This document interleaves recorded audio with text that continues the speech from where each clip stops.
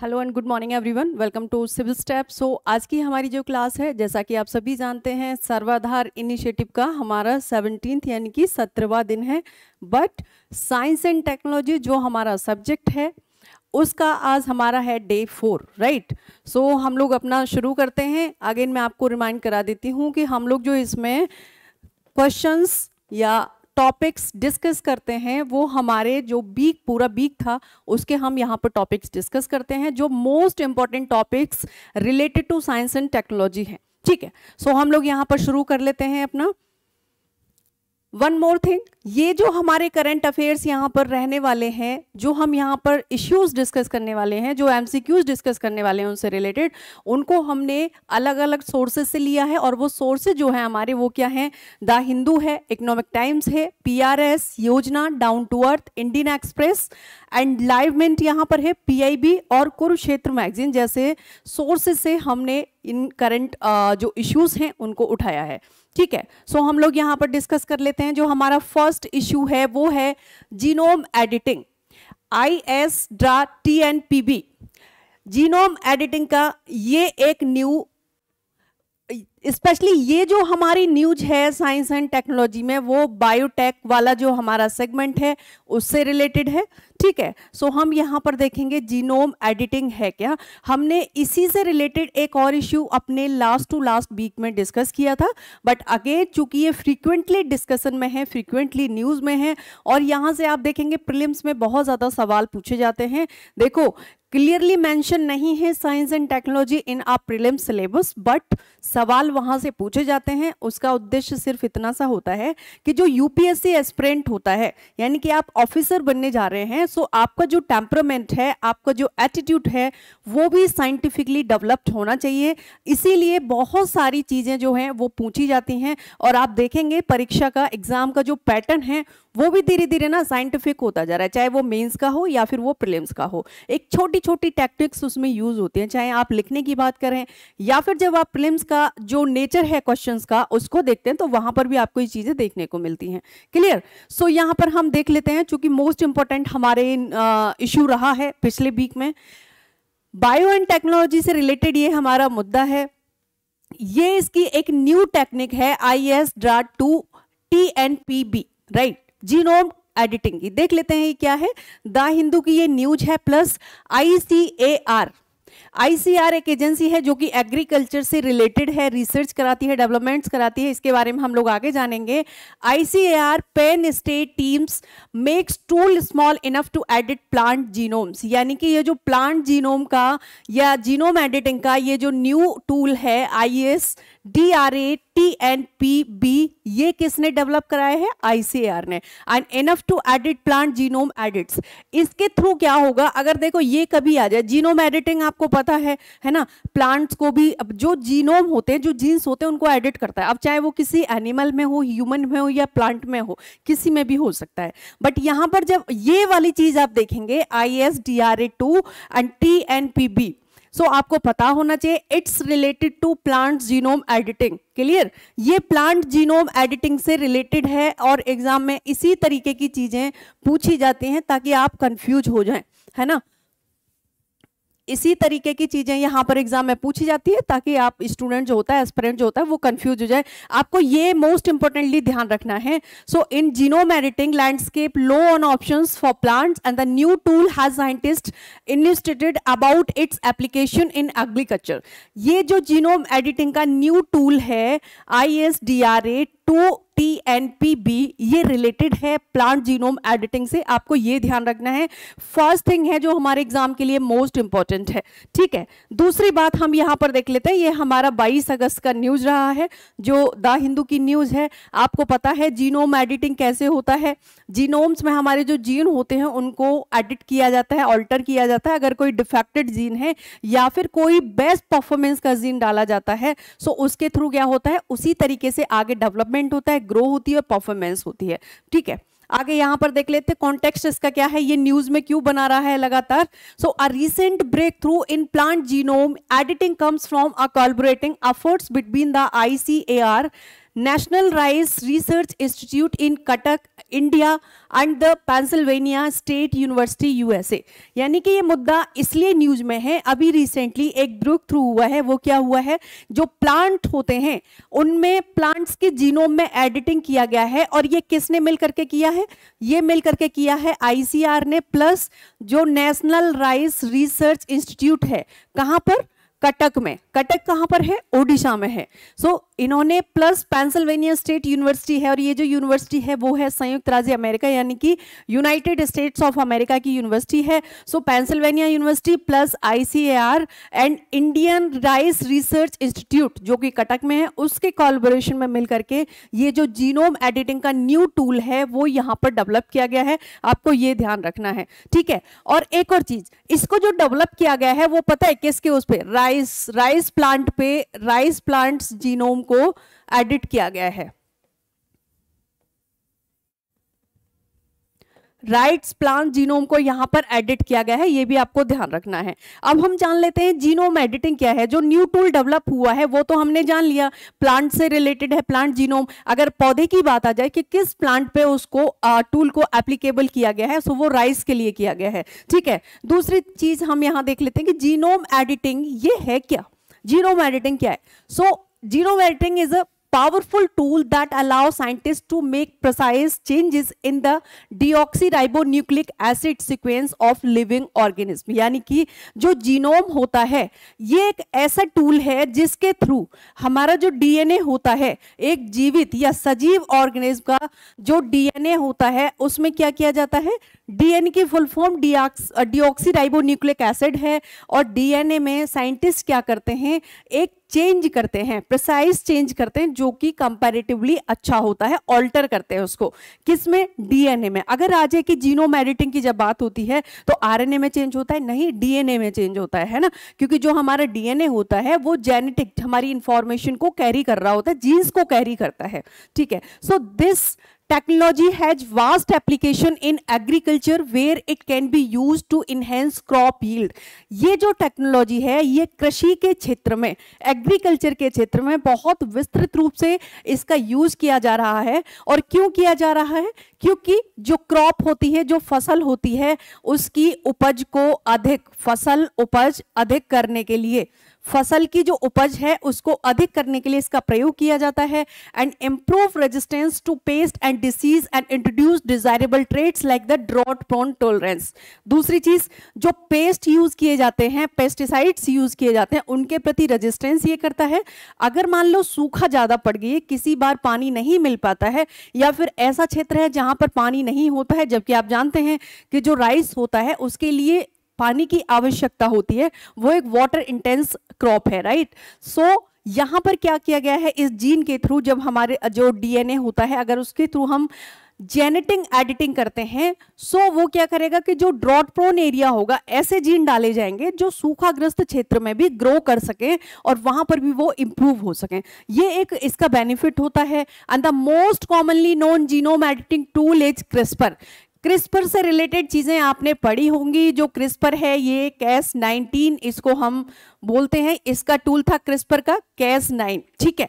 सो ये जो क्रिस्पर है which has revolutionized genetic research due to its precise and efficiency। और मैं आपको बता दूं 2017 के प्रीलिम्स में, 2017 के प्रीलिम्स में यूपीएससी में यहां से सवाल भी पूछा गया था। 2000 प्रीलिम्स यूपीएससी में यहां से सवाल आया था, है ना, CRISPR-9 से।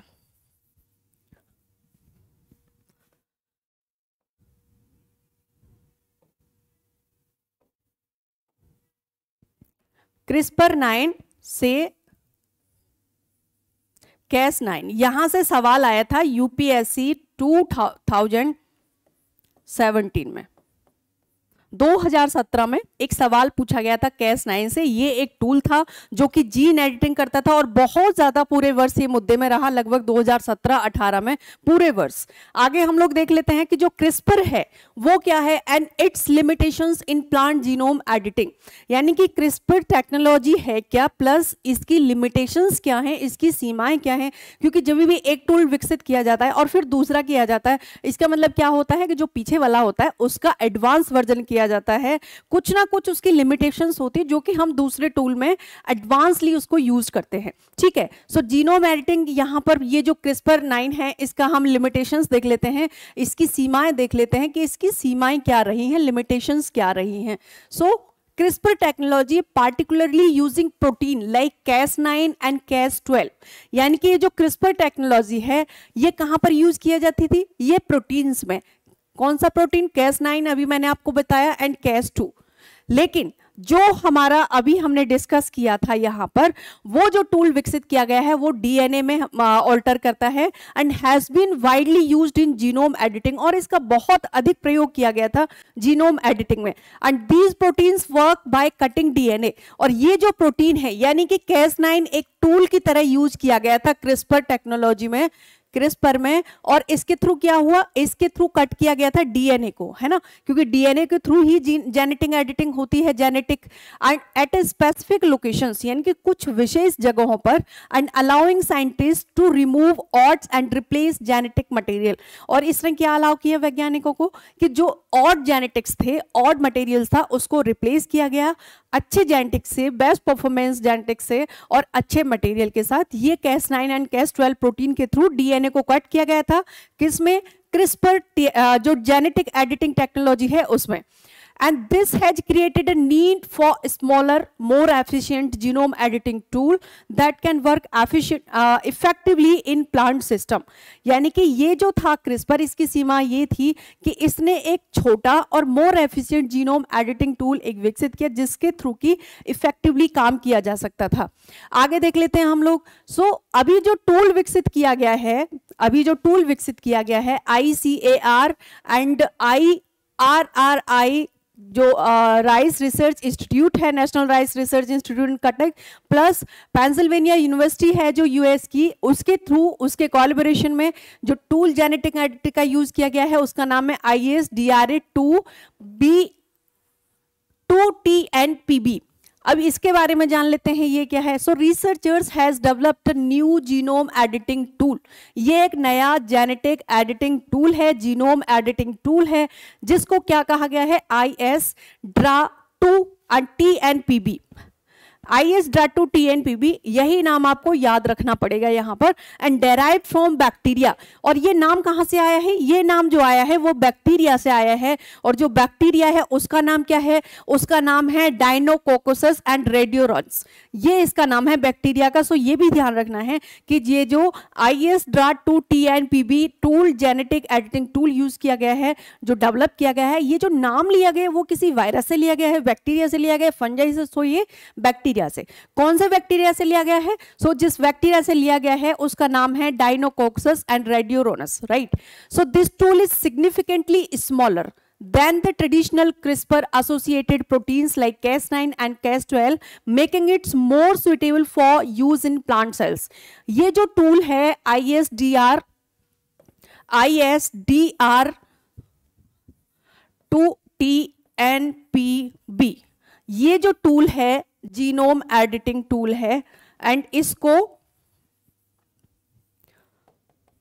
इसको विकसित किया गया है ICAR and national research rice institute Cuttack plus Pennsylvania university के द्वारा। एंड ये जो टूल है ये स्मॉलर टूल है, किसकी अपेक्षा? स्मॉलर है CRISPR की अपेक्षा, राइट। ये CRISPR की अपेक्षा, क्योंकि CRISPR एक ट्रेडिशनल टूल है, उसकी अपेक्षा ये छोटा है, और प्लांट्स में इजीली इसको यूज किया जा सकता है, वेरी वेरी इजी, यानी कि इजीली इसको यूज किया जा सकता है प्लांट सेल्स में, ठीक है, प्लांट सेल्स में। आगे हम लोग देख लेते हैं इसको। अब हम जानते हैं जीनोम क्या होता है। Genome is the complete set of genetic information, यानी हम बोलते हैं ना कि जेनेटिक इंफॉर्मेशन डीएनए कैरी करता है। वो जो जेनेटिक इंफॉर्मेशन होती है उसका एक कंप्लीट नाम है जीनोम, है ना। And it an organism stored in DNA, और किसी भी जीव के अंदर ये जो जेनेटिक इंफॉर्मेशन होती है ये कहाँ पर होती है स्टोर? ये स्टोर होती है डीएनए में, मॉलिक्यूल्स कॉल्ड द क्रोमोसोम्स। और इसके जो मॉलिक्यूल्स होते हैं उनको हम बोलते हैं क्रोमोसोम्स या फिर गुणसूत्र। इनको क्रोमोसोम्स या गुणसूत्र बोला जाता है, जो कि आपको पता है कितने 23 जोड़े होते हैं, है ना। 23 जोड़े होते हैं क्रोमोसोम्स, राइट। आगे हम लोग यहां पर देख लेते हैं। So it includes genes that code for RNA and proteins. इसमें क्या होता है डीएनए में, इसमें आरएनए और डीएनए एंड प्रोटीन्स होते हैं with eukaryotes and containing their genomes in the nucleus and prokaryotes in nucleoids. यानी जो यूकैरियोट्स होते हैं उनमें जो जीनोम होता है, यूकैरियोट्स में जीनोम कहां पर होता है डीएनए में, और डीएनए कहां पर होता है इसमें न्यूक्लियस में होता है, ठीक है। दूसरी चीज जब बात आती है प्रोकैरियोट्स की, सो यहां पर न्यूक्लियोइड्स में होता है, यहां पर होता है ये न्यूक्लियोइड्स में। ये ध्यान रखना है, बहुत ही इंपॉर्टेंट है।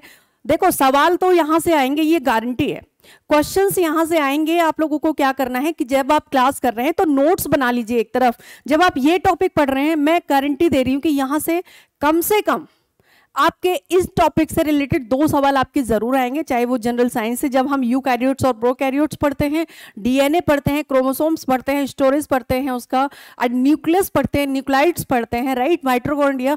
थोड़ा डेप्थ में जाके एंड क्वेश्चंस के साथ दूसरी चीजों को ऐड करके पूछता है। सो हमको ये लगता है कि क्वेश्चन हमारा बहुत टफ था, पता नहीं चला कहाँ से आया, लेकिन हम एक्चुअली होता क्या है पूरे साल पढ़ रहे होते हैं, जस्ट हमारी जो अप्रोच होती है वो थोड़ी सी गड़बड़ होती है। सो ये ध्यान रखना है, हमें नोट्स बनाने हैं। और मैं एक चीज आप लोगों को बता रही हूं कि आप लोग क्लास को ज्यादा से ज्यादा देखो, रिवीजन करो, प्लस नोट्स जरूर बनाओ ताकि आप क्विकली रिवीजन कर सको, है ना। और आपको इनकी जो पीडीएफ होगी वो भी मिल जाएगी, डोंट वरी। सो अच्छे से पढ़ाई करो ताकि जो मेहनत आप लोग कर रहे हो वो एक सही डायरेक्शन में जा सके, प्लस आपका एग्जाम क्रैक हो सके।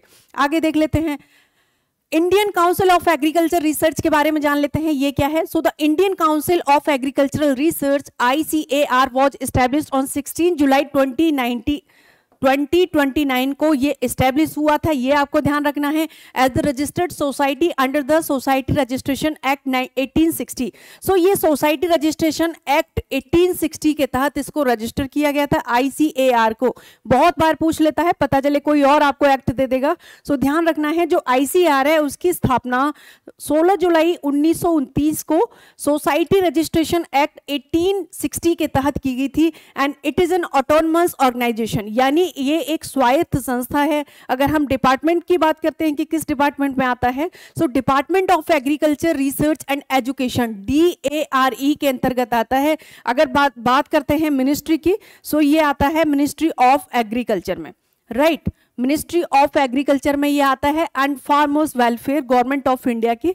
दूसरी चीज, इसका हेडक्वार्टर कहां पर है, हेडक्वार्टर इसका है न्यू दिल्ली में, विद 102 ICAR इंस्टीट्यूट है पूरे भारत में, एंड 71 एग्रीकल्चरल यूनिवर्सिटीज हैं स्प्रेड अक्रॉस द कंट्री। अब देखो बहुत बार पूछ लेता है स्टेटमेंट में, ये आपका सवाल करंट अफेयर में किसी दूसरे भी सब्जेक्ट में आ सकता है ना, जो हमारे जनरल करंट अफेयर्स आते हैं। आपको ये ध्यान रखना है, भारत में 71 एग्रीकल्चरल यानी कि कृषि विश्वविद्यालय, और बहुत बार कृषि विश्वविद्यालय से यूनिवर्सिटीज से सवाल पूछा जाता है, कहाँ पर है, स्थापना कब हुई थी, सीक्वेंस में लगाइए कि किसकी स्थापना पहले हुई थी, इस तरीके से पूछे जाते हैं। सो ये सारी चीजें आपको यहाँ पर ध्यान रखनी है। This is one of the largest national agricultural system in the world, और ये सबसे बड़ा लार्जेस्ट एग्रीकल्चरल सिस्टम है वर्ल्ड में, ये भी ध्यान रखना है। सो यहाँ से कम आपको 5 चीजें मिलेंगी। स्थापना कब हुई, 16 जुलाई 1929। अगर एक्ट की बात करें किसमें है, सो इसको रजिस्टर कराया गया था सोसाइटी रजिस्ट्रेशन एक्ट 1860 में, एंड ये department of agriculture research education के अंतर्गत आता है, मिनिस्ट्री ऑफ एग्रीकल्चर। हेडक्वार्टर कहां पर है, न्यू दिल्ली में है। पूरे भारत में 102 ICAR इंस्टीट्यूट्स हैं। अगर हम बात करते हैं कि एग्रीकल्चरल यूनिवर्सिटीज कितनी है पूरे भारत में, तो वो हैं 71, राइट, ये आपको ध्यान रखना है। अब हम यहाँ पर कुछ नोटेबल पॉइंट्स देख लेते हैं, कुछ इंपॉर्टेंट पॉइंट्स देख लेते हैं जो आपके एग्जाम में आने की बहुत ज्यादा संभावना है। सो किसान दिवस, national farmers day is observed across the country on 23 December to celebrate the birth anniversary of Chaudhary Charan Singh, the former prime minister of India. ये भारत के फॉर्मर प्राइम मिनिस्टर थे चौधरी चरण सिंह, उनके जन्म दिवस के उपलक्ष्य में 23 दिसंबर को राष्ट्रीय किसान दिवस के रूप में मनाया जाता है। ये आपको ध्यान रखना है, ठीक है, ये आपको ध्यान रखना है। दूसरी चीज हम यहां पर देख लेते हैं, doctor Norman E Borlaug was the winner of Nobel Peace Prize in 1970 for his work is global agriculture, and he is also known as the father of green revolution, यानी कि इनको हरित क्रांति का जनक भी माना जाता है। आपको पता है हरित क्रांति के जनक कौन है, नॉर्मन बोरलॉग हैं। इनको नोबेल पीस प्राइज मिला था कब, 1970 में, और किस चीज के लिए मिला था, ग्लोबल एग्रीकल्चरल वर्क करने के लिए। The World Food Prize is also known as the Nobel Prize for Food and Agriculture, ये भी चीज आपको ध्यान रखनी है, मोस्ट इंपॉर्टेंट है। And doctor Ratan Lal has been declared as winner of the World Food Prize 2020। 2020 में वर्ल्ड फूड प्राइज मिला था, किनको मिला था, डॉक्टर रतन लाल थे, इन्होंने काम किया था एग्रीकल्चर, फूड एंड एग्रीकल्चर से रिलेटेड। आगे देख लेते हैं यहाँ पर, ये आप देखेंगे डॉक्टर स्वामीनाथन जी के बारे में। So the father of India's green revolution was the first recipient of this award in 1987। जो एम.एस. स्वामीनाथन हैं वो भारत में हरित क्रांति का जनक इनको माना जाता है, और इनको इसके लिए सबसे पहले जो एग्रीकल्चर एंड फूड प्राइज मिला था 1987 में मिला था। World food day is observe annually on 16 अक्टूबर। विश्व खाद्य दिवस कब मनाया जाता है, विश्व खाद्य दिवस, विश्व खाद्य दिवस मनाया जाता है कब, 16 अक्टूबर, राइट। ये चीज आपको ध्यान रखनी, to address the problem of global hunger and SDG. एक और चीज, जो ग्लोबल हंगर है ये किस में आता है, अगर हम एसडीजी सस्टेनेबल गोल्स की बात करते हैं, सस्टेनेबल डेवलपमेंट गोल्स की बात करते हैं, तो ये आता है एसडीजी 2 में, और इसको क्या बोला गया है, जीरो हंगर करना है इसको, यानी कि कोई भूखमरी नहीं होनी चाहिए, ये इसका उद्देश्य है, ये आपको ध्यान रखना है। अब हम एक क्वेश्चन देख लेते हैं, इससे रिलेटेड क्वेश्चन हमारा क्या है, what is the primary significance of the new genome editing tool developed by researchers from the ICR national rice research institute and Pennsylvania state university. इसमें हमारे 4 स्टेटमेंट हैं, सो देख लेते हैं हमारे कौन से स्टेटमेंट ठीक है। It is based on the protein from a bacteria, बिल्कुल प्रोटीन बेस्ड है, ये हमने देखा था, from a bacteria called Deinococcus and radiodurans. So ये बिल्कुल सही स्टेटमेंट है हमारा, हमने आगे भी देखा था, तो आई थिंक हमें आगे जाने की जरूरत नहीं है, जो हमारा स्टेटमेंट, क्योंकि एक ही आंसर सही होगा, वो सही हो चुका है। बट आपको करना क्या एग्जाम में, 4 ऑप्शन पढ़ने, then you have to decide कि आपका कौन सा आंसर यहाँ पर सही है। क्लियर, सो आंसर हमारा कौन सा यहाँ पर होगा, ए, आंसर है ए। हमारा जो नेक्स्ट इश्यू है वो देख लेते हैं, atomic clock, lunar time standard के बारे में, कि जो एटॉमिक क्लॉक है, परमाणु घड़ी है, उसके बारे में जान लेते हैं क्या है, साइंस एंड टेक्नोलॉजी से रिलेटेड हमारे ये सवाल है, सो देख लेते हैं इसके बारे में। अगेन द हिंदू की ये न्यूज है, डिस्कशंस में क्यों था वो जान लेते हैं। So recently an international astronomical groups has called a lunar time standard to facilitate future mission addressing the disruptions on the moon due to its unique gravitational effects। यानी कि अभी एस्ट्रोनॉमल के एक ग्रुप ने, इंटरनेशनल एस्ट्रोनॉमिकल ग्रुप ने यहाँ पर क्या किया है, इनको बुलाया गया है, इनकी एक मीटिंग हुई है अ ल्यूनर टाइम स्टैंडर्ड के लिए फैसिलिटेट करने के लिए फ्यूचर मिशंस को, यानी कि जो फ्यूचर मिशन होंगे उनको फैसिलिटेट करने के लिए इन्होंने क्या करा है भी, एटॉमिक क्लॉक का यहाँ पर वो किया है, एंड लूनर टाइम स्टैंडर्ड के अकॉर्डिंग उसको सिंक्रोनाइज करने की बात की है। आगे देख लेते हैं एटॉमिक क्लॉक क्या है, देखते हैं एटॉमिक क्लॉक के बारे में। So atomic clock are the most precise time keeping device, यानी कि ये most precise time keeping device है। दूसरी चीज, critical for applications requiring extreme accuracy and such a GPS system, telecommunication, scientific research. ये जो एटॉमिक क्लॉक होगा, सबसे पहली बात तो ये समय बताने की सबसे सटीक घड़ी होती है, सबसे सटीक डिवाइस होता है, प्लस इसका यूज कहां पर किया जाएगा, एक्सट्रीम, ये रिक्वायर करता है extreme accuracy in such a GPS system. GPS जैसे होता है, कई बार गड़बड़ हो जाता है, बट एटॉमिक क्लॉक्स जब इसके साथ सिंक्रोनाइज हो जाएंगे तो ये एक्सट्रीम एक्यूरेसी डिमांड करता है, and telecommunication and scientific research, इनमें ये इसका प्रयोग किया जाएगा। And these clocks measures time using the resonate frequencies of atoms such as caesium 133, यानी कि सीजियम 133 के ये जो एटॉमिक क्लॉक है वो मान करके आप चलिए कि ये क्लॉक जो टाइम मेजर करती हैं, ये सीजियम 133 के जो एटम्स होते हैं, अणु होते हैं, उनकी वाइब्रेशन पर, उनकी फ्रीक्वेंसी पर टाइम को मेजर करती हैं। And the stability and accuracy of atomic vibration makes atomic clocks the most reliable device for measuring time। और ये जो फ्रीक्वेंसी होती है सीजियम 133 की, ये जो वाइब्रेशंस होते हैं, ये एटॉमिक क्लॉक को मोस्ट रिलायबल एंड यहाँ पर वैलिड, ठीक है, टूल की तरह इसको ये माना जाता है एंड इसको टाइम ये मैनेज करता है, अपना यूज करता है। आगे देख लेते हैं। सो टाइप्स ऑफ एटॉमिक क्लॉक्स, जो एटॉमिक क्लॉक्स होते हैं, जो परमाणु घड़ी होती हैं, वो दो प्रकार की होती हैं। जो परमाणु घड़ी होती हैं ये दो प्रकार की होती हैं। कौन से दो प्रकार हैं ये? So there are two primary types of atomic clocks, यानी कि ये होती हैं दो प्रकार की। कौन से दो प्रकार हैं वो जान लेते हैं। फर्स्ट यहां पर है, फर्स्ट कौन सा है? Caesium atomic clocks. Caesium atomic clocks क्या है? The most common type used to define the international time standard and universal time coordination. यानी कि जो सीजियम एटॉमिक क्लॉक्स है, जिसके बारे में अभी हमने पढ़ा था कि ये आप मान करके चलिए कि ये सीजियम 133 की वाइब्रेशंस पर फ्रीक्वेंसी को टाइम को मेजर करता है। सो जो सीजियम एटॉमिक क्लॉक होती है द मोस्ट कॉमन टाइप, यानी कि बहुत ज्यादा कॉमन टाइप होता है एटॉमिक क्लॉक का। एंड इसमें क्या होता है? Use defined the international time standard. ये जो इंटरनेशनल टाइम स्टैंडर्ड है, यूनिवर्सल टाइम कोऑर्डिनेटेड है, उसको यूज करता है। जैसा कि आपको पता है जो ग्रीनविच टाइम लाइन है, जो इंटरनेशनल टाइम लाइन है, जहां से पूरे विश्व का टाइम डिसाइड होता है, वो इसी के आधार पर होता है। क्लियर? दूसरा जो टाइप होता है वो होता है hydrogen master atomic clocks. Hydrogen master atomic clock क्या होता है? Even more accurate then caesium clocks. ये जो होता है हाइड्रोजन मास्टर एटॉमिक क्लॉक्स, ये मोर एक्यूरेट होता है, अदर ज्यादा एक्यूरेट होता है। किसकी अपेक्षा?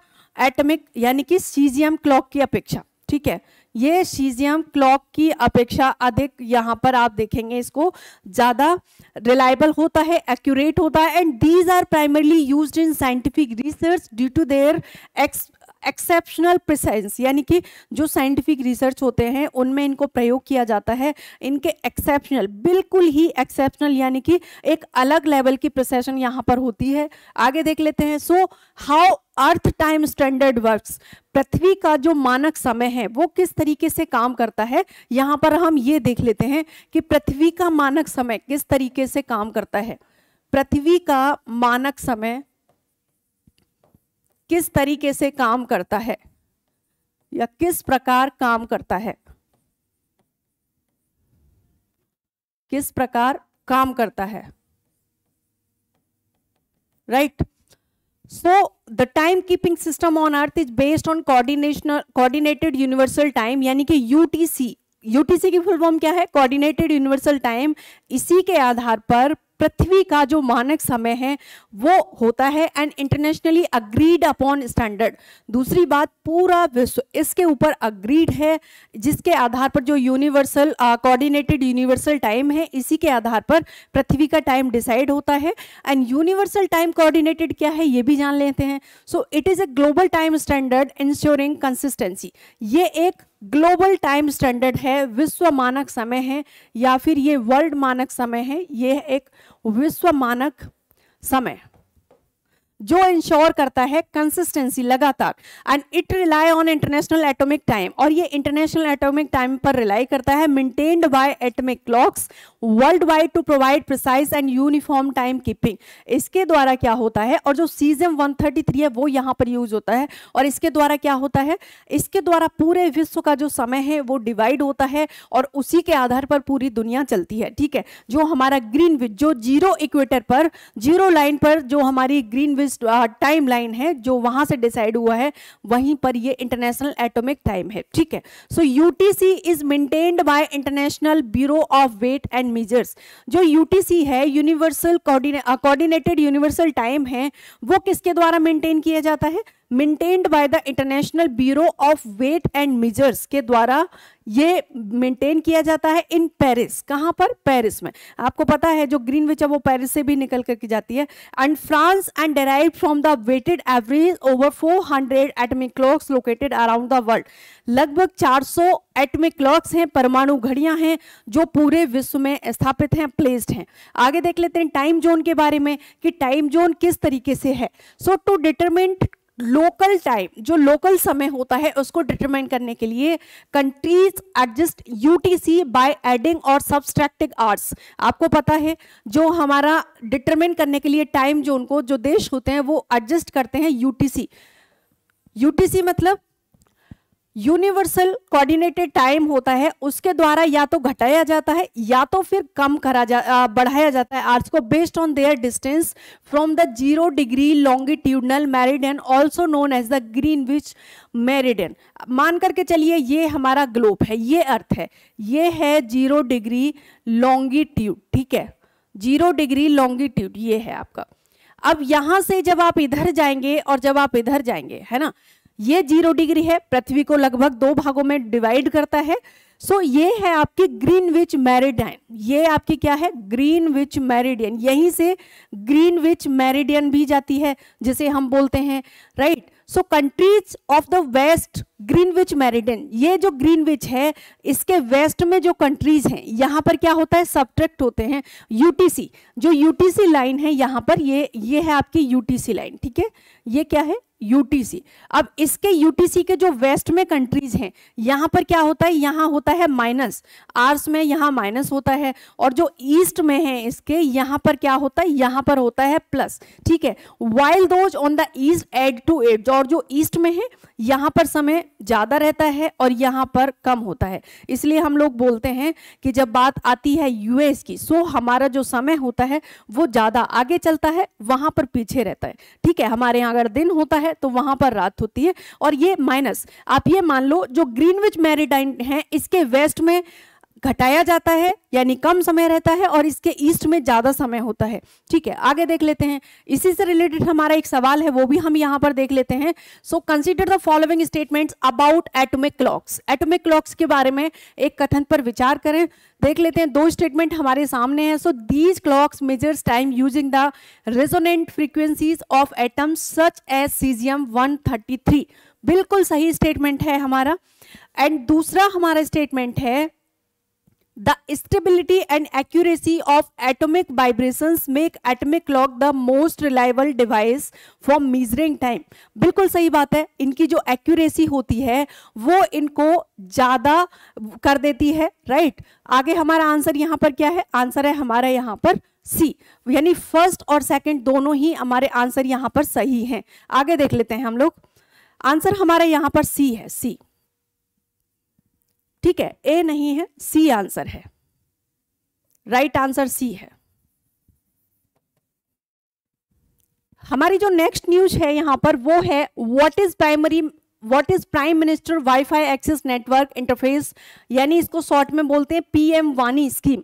यहां पर ये जो स्कीम है हमारी प्रीलिम्स की government scheme plus information technology से रिलेटेड हमारा ये सवाल है ना, इंफॉर्मेशन टेक्नोलॉजी से रिलेटेड ये हमारा सवाल है।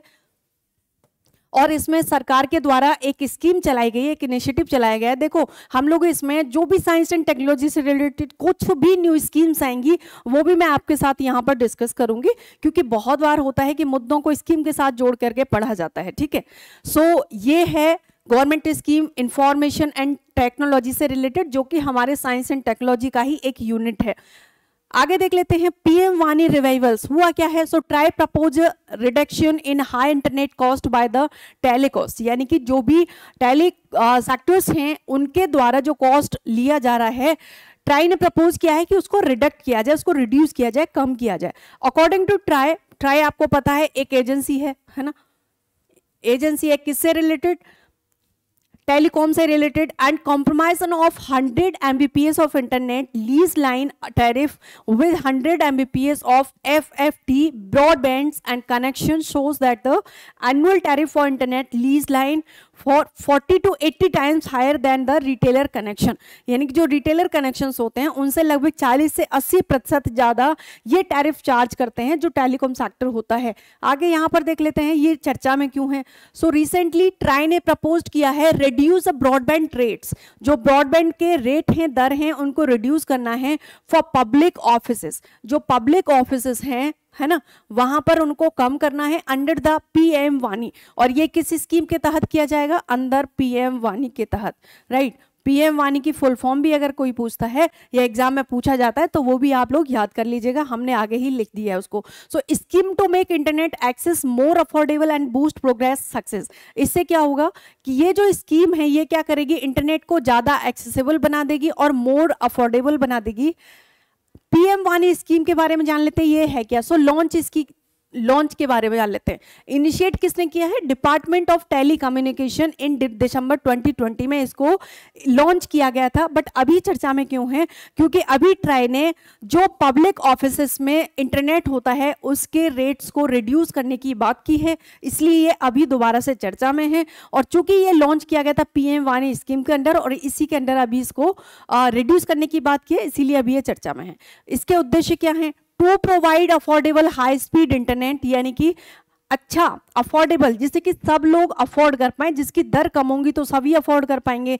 हाई स्पीड इंटरनेट होगा, इसकी स्पीड हाई होगी, कनेक्टिविटी अच्छी होगी, particularly in rural and remote areas, विशेष तौर पर जो ग्रामीण एरियाज हैं और जो दूर दराज के एरियाज हैं वहां की ये बात की जा रही है। And nation wide public wifi network, पूरे देश में पैन इंडिया लेवल पर जो पब्लिक वाईफाई होगा, सरकारी नेटवर्क होगा, वो रिमोट एरियाज में यानी कि दूरस्थ क्षेत्रों में और ग्रामीण क्षेत्रों में इसके पहुंचाने की बात की जा रही है। ठीक है, दूरस्थ।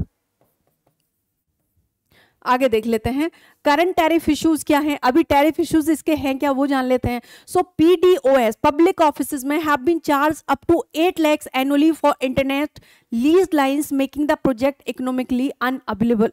यानी कि अभी क्या हो रहा है कि जो पीडीओएस होते हैं, जो पब्लिक ऑफिसर्स होते हैं, यहां पर लगभग 8 लाख रुपए का एनुअल चार्ज किया जाता है जो इंटरनेट यानी कि इंटरनेट लीज लाइन होती है उसके लिए। और ये क्या करता है कि जो इंटरनेट है वो लोगों के लिए अनअवेलेबल हो जाता है क्योंकि ये बहुत ज्यादा कॉस्टली है, right. So in contrast personal broadband connections, अगर इसके विपरीत आप देखेंगे तो जो लोग अपने घरों में वाईफाई लगवाते हैं, आप स्टूडेंट हैं, आप बाहर अगर रहते हैं हॉस्टल पीजी में कहीं पर भी आपने अगर लगवाया हुआ तो आप भी देखेंगे कि पर्सनल जो ब्रॉडबैंड हम लोग लेते हैं उसका जो खर्चा होता है and they are available at rates as low as 300 और 400 पर मंथ। ये लगभग 300 से 400 रुपए पर मंथ पे हमको मिल जाता है। क्लियर? सो यहाँ पर ये इसका बहुत बड़ा कॉन्ट्रास्ट है। अब हम इसके कुछ टारगेट्स देख लेते हैं कि टारगेट रखे क्या गए थे जब ये स्कीम लॉन्च किया गया था, तो टारगेट क्या रखे गए थे और वास्तविकता आज की क्या है ना। इसीलिए तो इसको ट्राई ने प्रपोज कर दिया है इसके रेट्स कम करने के लिए, तो वो भी हम जान लेते हैं यहाँ पर। So as of July 2024 there are 207 and 246 यानी 642। यहां पर आप देखेंगे डिप्लॉयड पीएम वाणी WiFi hotspot for blow the national digital communication policy 2018 and target of 5 million by 2020। यानी कि जुलाई 2024 तक इसमें क्या किया था कि जुलाई 2024 एक स्कीम आई थी नेशनल डिजिटल कम्युनिकेशन पॉलिसी 2018 में। इसका टारगेट क्या था? इसका टारगेट ये था कि 2020 तक 5 मिलियन वाईफाई हॉटस्पॉट पूरे देश में होंगे। लेकिन वास्तविकता क्या है?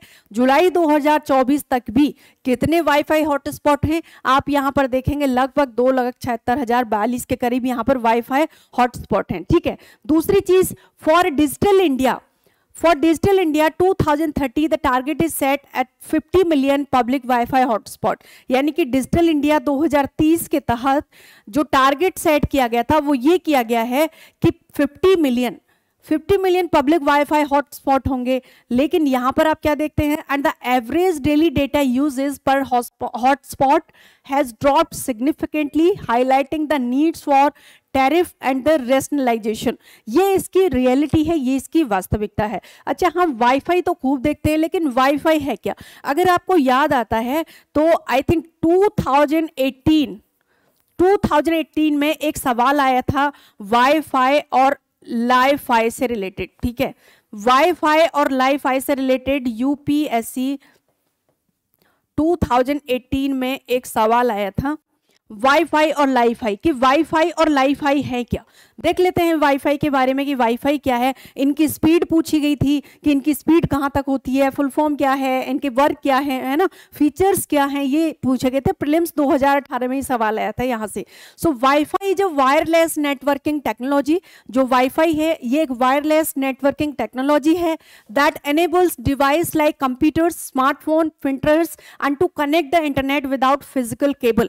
कोई फिजिकल केबल नहीं होती है, ये वायरलेस टेक्नोलॉजी होती है जो वाईफाई होती है, and it's operate through a wireless routers, right, and allowing multiple devices to communicate and exchange data seamlessly. यहाँ कोई डेटा दिखता नहीं है, आप विदाउट देखे किसी को भी कम्युनिकेट कर सकते हैं बाय वाईफाई, ठीक है। सो ये एक वायरलेस नेटवर्किंग कम्युनिकेशन टेक्नोलॉजी है जिसके थ्रू हम अपने कंप्यूटर, स्मार्टफोन, लैपटॉप्स, प्रिंटर, जो भी गैजेट्स हमारे स्मार्ट गैजेट्स होते हैं उनको कनेक्ट करते हैं।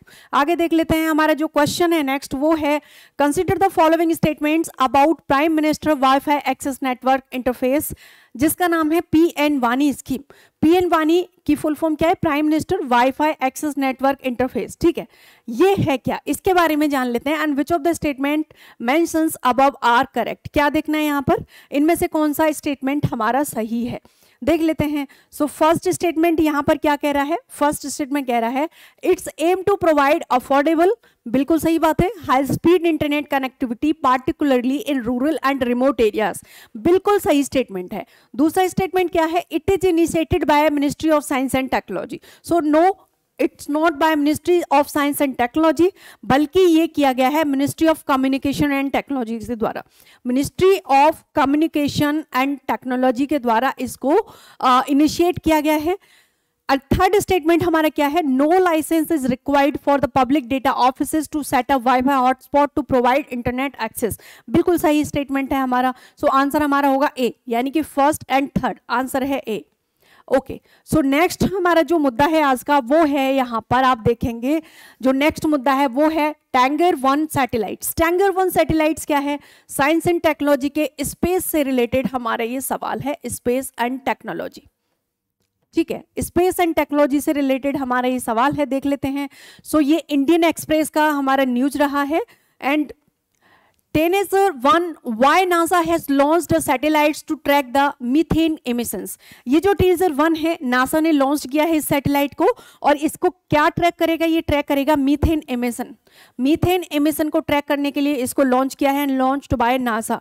ये भी आपको ध्यान रखना है, launched by NASA,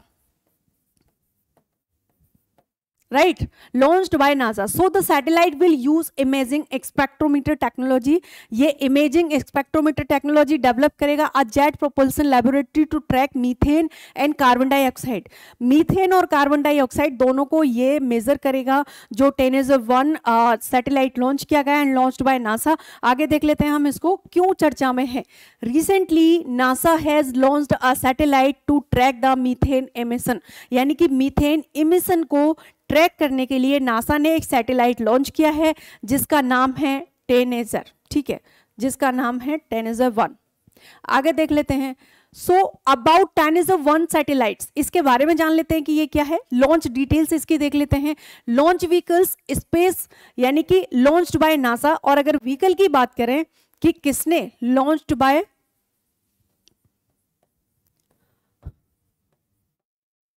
NASA, launched by NASA, right.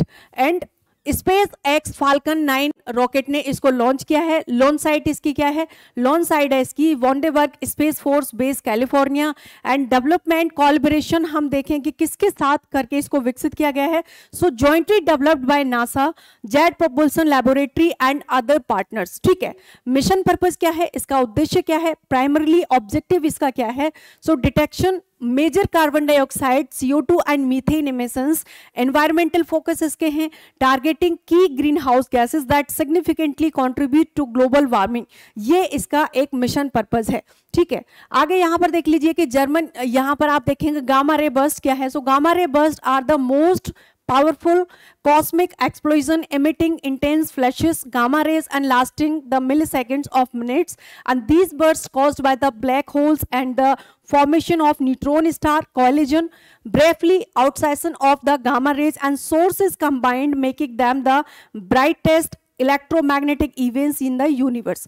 हमारा जो क्वेश्चन है इसका वो है, consider the following statements about the TANESR-1 satellite. So इसमें देखना क्या है, कौन सा स्टेटमेंट यहाँ पर गलत है। गलत स्टेटमेंट हमें यहाँ देखना है। फर्स्ट स्टेटमेंट क्या है, the aim of mission is to detect major carbon dioxide and methane CH4 emissions, बिल्कुल सही स्टेटमेंट है। सेकंड क्या है, it is capable of monitoring emission across 13,000 square kilometre. No, ये स्टेटमेंट हमारा गलत है, राइट। सो हमारा कौन सा स्टेटमेंट सही यहाँ पर आंसर होगा, सेकंड, क्योंकि गलत यहाँ पर पूछा जा रहा है, राइट। आज की हमारी जो क्लास है यहीं पर समाप्त होती है। हम लोग मिलेंगे अपनी नेक्स्ट क्लास में next week. Thank you so much. अच्छे से पढ़ाई करिए, अच्छे से क्लास करिए, नोट्स जरूर बनाइएगा और आपको PDF मिल रही होगी, मिल जाएगी, है ना। अगर अभी तक PDF आपको नहीं मिली है तो फिर कंपाइलेशन में मिलेगी, 3 क्लास की एक साथ मिलेगी, right. Okay, so thank you so much.